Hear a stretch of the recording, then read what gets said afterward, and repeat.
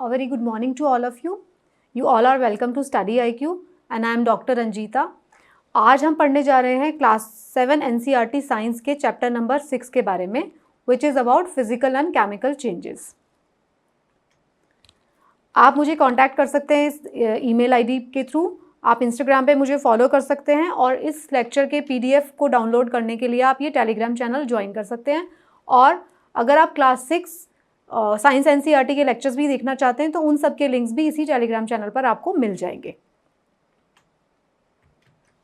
तो इस चैप्टर में हम लोग बात करेंगे डिटेल में फिजिकल और केमिकल चेंजेस के बारे में. हम लोग बात करेंगे कि फिजिकल चेंजेस केमिकल चेंजेस से कैसे डिफरेंट होते हैं. हम लोग ये भी बात करेंगे कि हमारी डे टू डे लाइफ में कौन कौन से चेंजेस हो रहे हैं जो केमिकली हो रहे हैं, कौन से फिजिकली हो रहे हैं.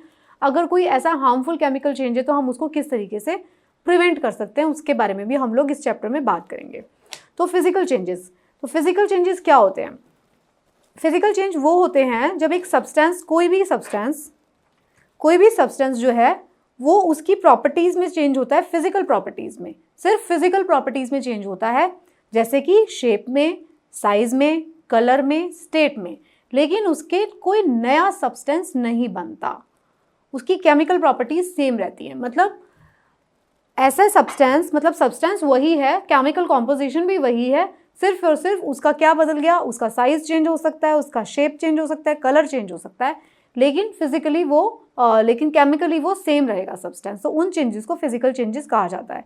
एग्जाम्पल के तौर पे हम समझते हैं फिजिकल चेंजेस क्या होते हैं. तो फिजिकल चेंजेस जो होते हैं, करेक्टर्स पहले उनके देख लेते हैं. वो टेम्परेरी होंगे, which can easily be reversed to from the original substance. In such changes no new substance is formed.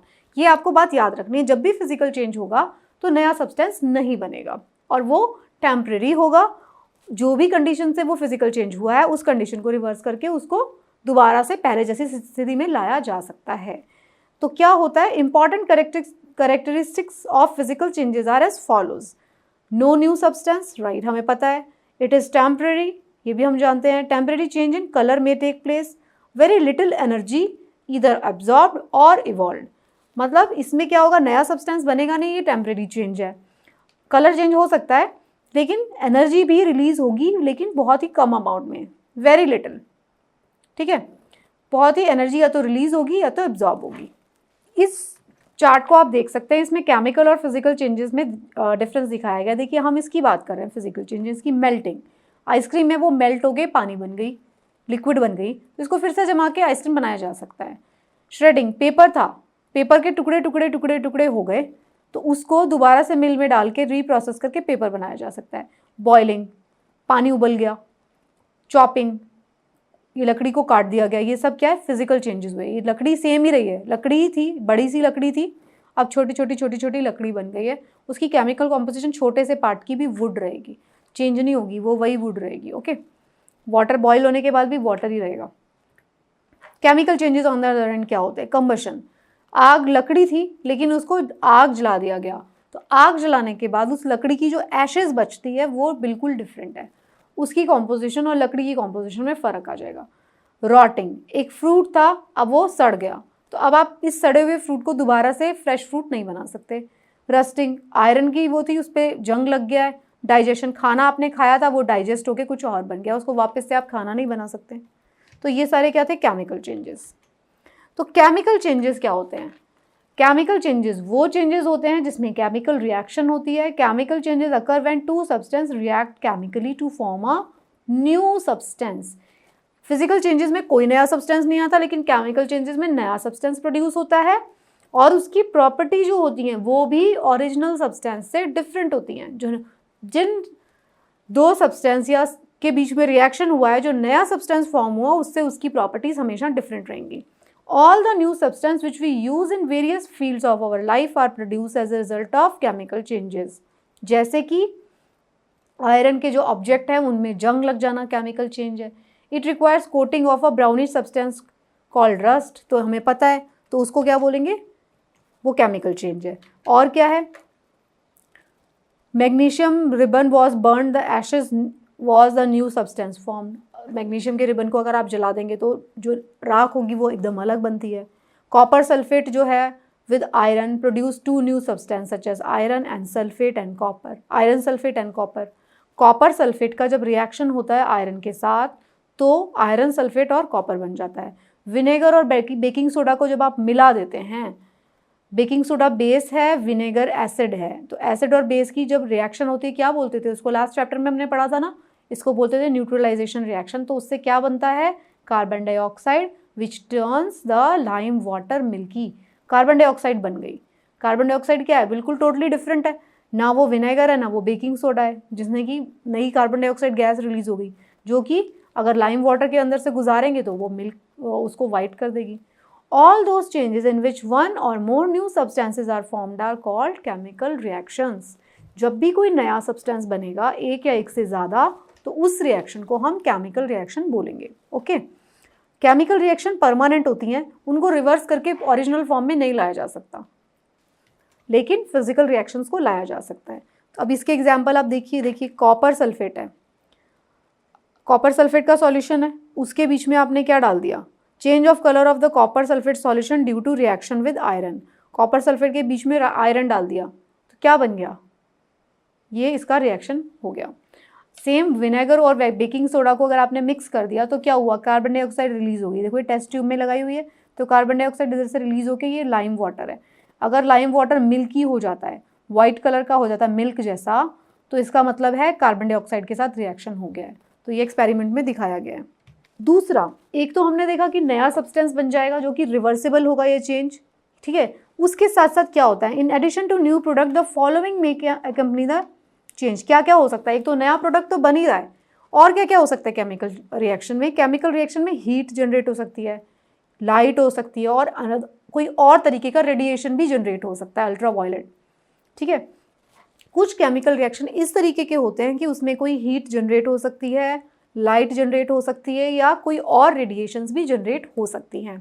Sound भी प्रोड्यूस हो सकता है, स्मेल में भी चेंज हो सकता है, कोई नई स्मेल भी फॉर्म हो सकती है, कलर चेंज हो सकता है, कोई नई गैस भी फॉर्म हो सकती है। तो केमिकल रिएक्शंस में नया सब्सटेंस बनने के अलावा हीट भी जनरेट हो सकती है, लाइट भी निकल सकती है, कोई और रेडिएशन भी निकल सकती है जैसे कि ultraviolet radiations, sound produce हो सकता है, स्मेल प्रोड्यूस हो सकती है, कलर चेंज हो सकता है, और कोई नई गैस भी बन सकती है। तो ये सारी चीज़ें केमिकल रिएक्शन में हो सकती हैं। ओके, केमिकल जो चेंजेस हैं हमारी डेली लाइफ में होते हैं, तो chemical changes are very important in our lifes. Indeed every new material is discovered by studying chemical change. जब हम केमिकल रिएक्शंस को पढ़ते हैं या एक्सपेरिमेंट करते हैं लेबॉर्ट्री में अलग अलग केमिकल रिएक्शंस के ऊपर, तो नए नए सब्सटेंस प्रोड्यूस होते हैं, नए नए सब्सटेंस बनते हैं। एग्जाम्पल क्या है, अगर हमें मेटल को एक्सट्रैक्ट करना है फ्रॉम आयरन, जैसे कि आयरन निकालना है हमें आयरन ओर से, आयरन का ओर है, मतलब आयरन का ओर को क्या कहते हैं, मतलब आयरन का वो कॉम्बिनेशन में मिलता है ना, हम जब मीन से निकालते हैं तो मतलब आयरन ओर होता है, उसमें से फिर आयरन निकाला जाता है। We need to carry out a series of chemical changes, तो बहुत सारे केमिकल चेंजेस से वो गुजरता है, तब जाके हमें फ्रेश प्योर आयरन मिल पाता है। Okay, pure.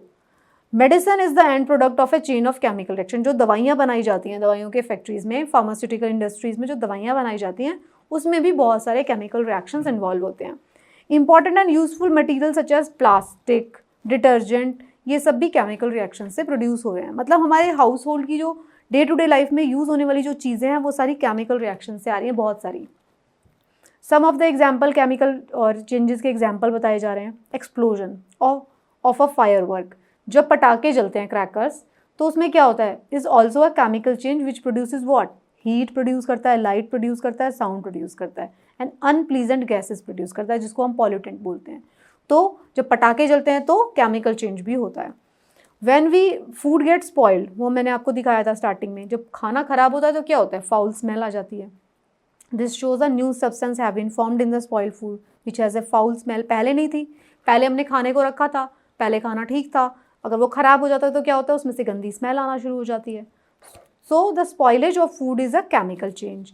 अगर हम एप्पल को काट देते हैं और एप्पल को काट के थोड़ी देर के लिए छोड़ देंगे तो एप्पल काला पड़ना शुरू हो जाता है, फिर क्या हो रहा है, वो एप्पल के अंदर क्या हो गया, the change in the colour is due to formation of new substance by action of oxygen. जो हमारी एयर में ऑक्सीजन थी उसकी वजह से केमिकल चेंज हो गया है एप्पल में या और भी कई तरीके के फ्रूट्स में कलर चेंज हो जाता है। पोटैटो के केस में बैंगन के केस में ये सब भी ब्लैक हो जाते हैं। तो ये सारे क्या हो रहे हैं, केमिकल चेंजेस आ रहे हैं इसमें। सिमिलरली जब एसिड होता है, acid gets reacts with base, तो क्या होता है, न्यूट्रलाइजेशन रिएक्शन होती है, जिसमें क्या नया सब्सटेंस क्या बनता है, सॉल्ट बनता है और वाटर बनता है। तो न्यूट्रलाइजेशन रिएक्शन क्या है, केमिकल चेंज है। फोटोसिंथेसिस क्या है, photosynthesis is also a chemical change. इसमें क्या होता है, कार्बन डाइऑक्साइड और वाटर लेता है plant in presence of chlorophyll, और उसमें क्या बना देता है, नया सब्सटेंस, ग्लूकोज बना देता है, और क्या नई गैस निकलती है, ऑक्सीजन निकलती है। तो this is again a chemical change. Digestion में क्या होता है, हम खाना खाते हैं, various food break into new substances which are absorb by body, तो डाइजेशन क्या है, वो भी एक केमिकल चेंज है। तो केमिकल, जिस तरीके से केमिकल और फिजिकल चेंज होते हैं, उसी तरीके से केमिकल और फिजिकल प्रॉपर्टीज होती हैं हर एक चीज़ की। हर एक सब्सटेंस की कुछ फिजिकल प्रॉपर्टीज होती हैं और उसकी कुछ केमिकल प्रॉपर्टीज होती हैं। मतलब फिजिकल प्रॉपर्टीज क्या होती हैं, फिजिकल प्रॉपर्टीज होती हैं जैसे कि उस सब्सटेंस का मास कितना है, वो डेंसिटी, कलर, वॉल्यूम, कितनी जगह घेर रहा है ना, ये सारी उसकी फिजिकल प्रॉपर्टीज हैं। केमिकल प्रॉपर्टीज क्या होती हैं, जैसे कि reactivity of the chemicals, oxidation state, coordination number, ये सब उसकी केमिकल प्रॉपर्टीज हैं। तो फिजिकल प्रॉपर्टीज वो प्रॉपर्टीज होती हैं जिनको हम मेजर कर सकते हैं without changing the chemical composition of matter. हमें उस जिस सब्सटेंस की फिजिकल प्रॉपर्टीज को स्टडी करना है, तो हमें उसकी केमिकल चेंज करने की उसमें कोई ज़रूरत नहीं है। हम उसका मान लीजिए वेट है, मास है, डेंसिटी है, वो सब मेजर कर सकते हैं उस सब्सटेंस का। लेकिन अगर हमें उसकी केमिकल प्रॉपर्टीज़ को स्टडी करना है तो can be measured by changing the chemical composition of the substance. उसकी केमिकल कॉम्पोजिशन ऑल्टर करनी पड़ेगी, तभी हम जान सकते हैं।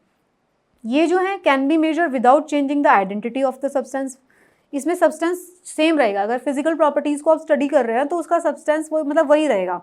उसका वेट आपने ले लिया, डेंसिटी चेक कर लिया, बट अगर आपने उसकी measured by changing the identity of a substance, जब केमिकल प्रॉपर्टीज आप स्टडी करेंगे तो उसकी आइडेंटिटी चेंज होगी।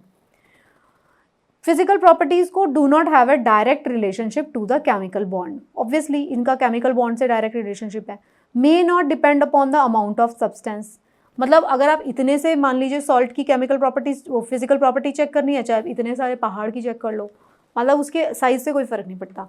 लेकिन may or may not depend on the amount of the substance, do not depend on the amount of the substance। लेकिन chemical property के लिए छोटे से उसका पीस का भी केमिकल प्रॉपर्टी सेम रहेगा। Okay, so these are the physical and chemical properties of a substance. Next we will talk about the some chemical changes, जिसमें से कॉमन क्या है, रस्टिंग ऑफ आयरन। इसके बारे में हम थोड़ा सा डिटेल में पढ़ेंगे। जब आयरन ऑब्जेक्ट्स को एक्सपोज छोड़ देते हैं हवा में और उसके अंदर नमी भी होनी चाहिए, तो क्या होता है, वो केमिकल रिएक्शन होती है ऑक्सीजन के साथ और वाटर के साथ। मतलब एयर के अंदर ऑक्सीजन भी होना चाहिए, वो तो होता ही है, और पानी भी होना चाहिए, नमी होनी चाहिए। अगर मान लीजिए ड्राई एयर है तो जल्दी से रस्टिंग नहीं होती है। अगर मॉइस्ट एयर है, नमी बहुत ज़्यादा है, तो रस्टिंग होती है। तो रेड ब्राउन कलर का सब्सटेंस बन जाता है जिसको रस्ट कहते हैं। The process of rusting can be represented by following equation. Iron है, आयरन के साथ ऑक्सीजन मिक्स हो गया प्लस वाटर मिक्स हो गया, क्योंकि इस वाटर के, इस एयर के अंदर क्या था, पानी भी था, और रस्ट बन गया। रस्ट क्या होता है, आयरन ऑक्साइड, Fe2O3, ये था Fe2O3। Okay, iron, oxygen plus water, rust. तो rusting occurs in the presence of both oxygen and water, दोनों की ज़रूरत पड़ेगी रस्टिंग के केस में। तो ह्यूमिड एयर होनी चाहिए।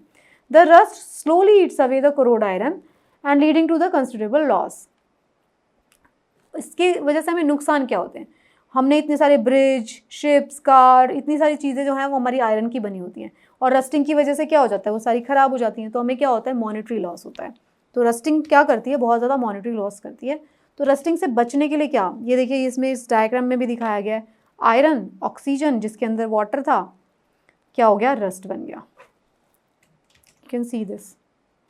तो रस्टिंग को आप रोक कैसे सकते हैं, रस्टिंग, क्योंकि हमारी बहुत सारी चीज़ें, हमारी बहुत सारी इंडस्ट्रियल मशीन्स, सड़कें, बड़े बड़े शिप सब आयरन से बने होते हैं। तो उसको रोकने के लिए हम क्या कर सकते हैं, उसको रोकने के लिए क्या कर सकते हो, दो चीज़ें कर सकते हो। या तो आप उसको कांटेक्ट में ही मत आने दो। किसके कांटेक्ट में, हवा के और उसके अंदर पानी के, दो चीज़ों के कांटेक्ट में मत आने दो आयरन को, जिसके अंदर हवा के अंदर मॉइस्चर है। तो क्या करेंगे, सिंपल वे तो क्या, coat the iron with oil. एक मेथड है, कोट कर दो आयरन को, पूरे के पूरे आयरन को कोट कर दो ऑयल से, ग्रीस से, पेंट से, मतलब आपने एक सेपरेशन कर दिया। आयरन जो है कॉन्टैक्ट में नहीं आ रहा है पानी के और हवा के। ये रेगुलरली करना पड़ता है टू प्रिवेंट रस्टिंग, क्योंकि वो वियर ऑफ हो जाएगा, वो कोट जो है वो तो हटता जाएगा।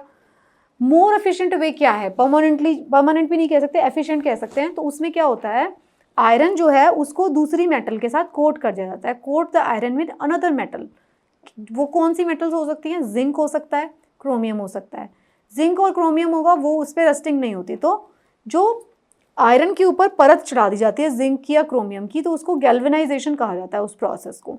आयरन जो है उसको पूरा का पूरा कोट कर दिया जाएगा जिंक से या क्रोमियम से। ये दूसरा मेथड है, ये बहुत ही अच्छा मेथड है। The iron pipes we use in homes to carry water are galvanize to prevent rusting.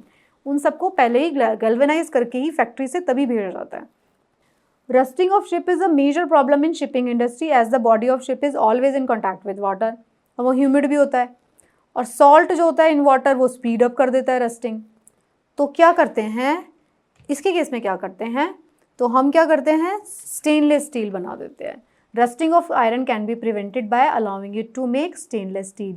अब शिप पे तो आपको बनाना ही पड़ेगा, गैल्वेनाइज कर देंगे वो भी हट सकता है, पेंट कर देंगे वो भी हट सकता है। तो उसके केस में क्या करेंगे, आयरन को आयरन रहने नहीं देंगे, आयरन को पहले ही चेंज कर देंगे केमिकली, स्टेनलेस स्टील बना देंगे। तो स्टेनलेस स्टील क्या होता है, आयरन को मिक्स करेंगे कार्बन के साथ एंड मेटल, अदर मेटल के साथ लाइक क्रोमियम, निकल और मैग्नीज, और एक नया मेटल बना देंगे जिसको बोलेंगे स्टेनलेस स्टील। स्टेनलेस स्टील में क्या होगा, पावर जो होगी सारी आयरन वाली होगी, लेकिन क्योंकि वो मिक्स किया गया है क्रोमियम से, निकल से, तो उसके अंदर रस्टिंग नहीं होती है। तो जैसे शिपिंग इंडस्ट्री है उसमें आयरन की जगह पे स्टेनलेस स्टील यूज़ किया जाएगा। फाइन, आई होप आपको गैल्वेनाइजेशन और ये स्टेनलेस स्टील समझ में आ गया। नेक्स्ट जो हम बात करेंगे नेक्स्ट टॉपिक की वो है क्रिस्टलाइजेशन। तो क्रिस्टलाइजेशन की हम बात करेंगे। जो क्रिस्टलाइजेशन है, ये जो प्रोसेस है ये क्या है, ये फिजिकल चेंज वाला प्रोसेस है। Sea water contains salt crystal in dissolve which makes it salty. अब जो समुद्र का पानी है उसके अंदर बहुत सारा नमक होता है। तो ये जो समुद्र का पानी है इसको बाहर इकट्ठा करके कोस्टल एरिया में, जैसे ही सूरज की रोशनी से पानी उड़ जाएगा तो नीचे जो बचेगा वो हमें क्रिस्टल के फॉर्म में नमक मिल जाता है। The salt can be obtain from sea water by process of evaporation. सूरज की गर्मी से क्या होगा, वो पानी इवेपोरेट हो जाएगा और उससे सॉल्ट बनाया जा सकता है। The salt obtained is not pure salt and its crystals are small. तो जो ये अनप्योर सॉल्ट होता है इसको भी प्योरीफाई किया जाता है। The shape of the crystal can not be seen clearly. Large crystals of pure substance can however be obtain from the solutions by the process of crystallisation. It is an example of physical change. The process of cooling a hot concentrated solution of a substance to obtain crystal is called crystallization. जिस भी चीज़ के crystals आपको बनाने हैं उसको पहले आपको उस सब्सटेंस को पहले डालना पड़ेगा, मेल्ट करेंगे, फिर वो कूल होगा, कॉन्सेंट्रेट करेंगे पहले उसको घुमा घुमा के उसके अंदर से सारा का सारा जो लिक्विड पोर्शन है वो उड़ जाना चाहिए, फिर वो धीरे धीरे क्रिस्टलाइजेशन शुरू हो जाएगा. The process of crystallization is used to obtain crystals of pure solid substance from the impure solid substance.